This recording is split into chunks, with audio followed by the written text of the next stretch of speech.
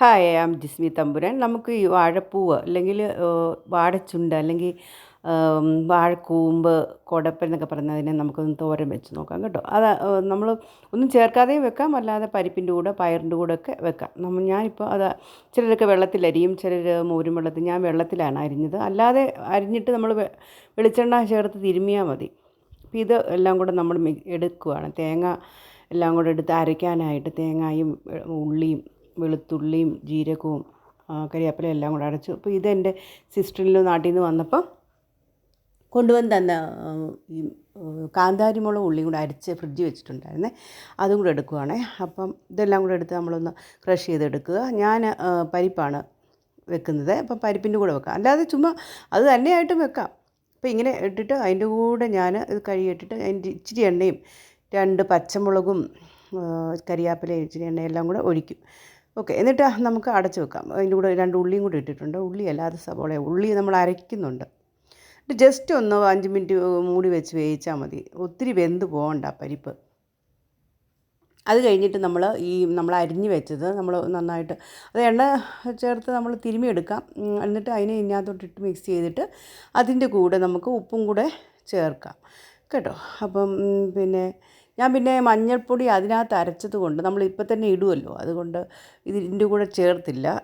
പിന്നെ കുറച്ച് വെളിച്ചെണ്ണ ഞാൻ ഒഴിച്ചിട്ടുണ്ട്. ഇനി നമുക്ക് അത് ജസ്റ്റ് ഒന്ന് മൂടി വെച്ചൊന്ന് ആവി കയറ്റിയെടുക്കാം കേട്ടോ.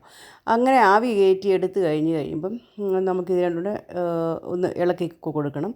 അത് കഴിഞ്ഞ് ഒരു കടായി അടുപ്പിൽ വെച്ചിട്ട് അതിനകത്തോട്ട് കടുക് പൊട്ടിക്കണം, അതുപോലെ ജീരകം, ഉണക്കമുളക് 1-2 മതി. പിന്നെ അതിൻ്റെ കൂടെ ഞാൻ ഉഴുന്നും കൂടി ഇട്ടിട്ടുണ്ട് കേട്ടോ. അപ്പോൾ ഇതെല്ലാം കൂടെ ചെയ്തിട്ട് ഉഴുന്നൊക്കെ ഇടുമ്പോൾ ഇങ്ങനെ നല്ല ടേസ്റ്റ്, ഇങ്ങനെ തോരനൊക്കെ നമ്മൾ അതിൻ്റെ കൂടെ അത് പൊട്ടി കഴിയുമ്പോഴത്തേക്കും ഞാൻ കുറച്ച് ഇതിട്ടിട്ടുണ്ട്. ഇച്ചിരി ഉള്ളിയും കരിവേപ്പിലയും എല്ലാം കൂടെ വീണ്ടും ഞാൻ മിക്സ് ചെയ്തിട്ടുണ്ട്. ഉള്ളി ഇത് അരിഞ്ഞ് വെച്ചിരുന്ന സവോളയാണ്. ഉള്ളി നമ്മൾ ഓൾറെഡി ഇതിനകത്ത് അരച്ചിട്ടുണ്ട്, ക്രഷ് ചെയ്തിട്ടുണ്ട്. അപ്പോൾ ഇതെല്ലാം കൂടെ മിക്സ് ചെയ്തതിൻ്റെ കൂടെ നമ്മൾ ഇതിനകത്തോട്ട് ഇതിനുള്ളിലേക്ക് നമ്മൾ അരച്ച് വെച്ചിരിക്കുന്ന അരപ്പില്ലയോ, ചതച്ച് വെച്ചാൽ മതി. ജസ്റ്റ് ഒന്ന് ക്രഷ് ചെയ്താൽ, ഒത്തിരി അരയണ്ട. അപ്പോൾ അതും കൂടെ എടുത്ത് നമ്മൾ ഇതിനകത്തോട്ട് ഇടും. ഓക്കെ, സോ അതിട്ട് കഴിയുമ്പോഴത്തേക്ക് അതൊന്ന് മിക്സ് ചെയ്യുക. ഓക്കെ, അത് നന്നായിട്ട് മിക്സ് ചെയ്ത് കഴിഞ്ഞിട്ട് നമുക്ക് ഈ ഇതിനകത്ത് ചേർക്കാം. നല്ല മിക്സ് ചെയ്തിട്ട് ഈ ചട്ടിയിൽ വെച്ചിരിക്കുന്ന ഈ പരിപ്പും ഈ പൂവും കൂടെ ഉള്ള അതിനകത്തോട്ട് മിക്സ് ചെയ്തിട്ട് ചേർത്തിട്ട് ജസ്റ്റ് ഒന്ന് ഇളക്കി കൊടുത്താൽ മതി. അതപ്പോൾ ഇത് റെഡിയാവും. പിന്നെ വാഴപ്പൂവിൻ്റെ ഉപയോഗങ്ങൾ നമുക്കറിയാമല്ലോ, ധാരാളം ഫൈബറുണ്ട്, കോൺസ്റ്റിപ്പേഷനൊക്കെ അത് പ്രിവെൻറ്റ് ചെയ്യുക. അതുപോലെ ഡയബറ്റീസുകാർക്ക് നല്ലതാണ്.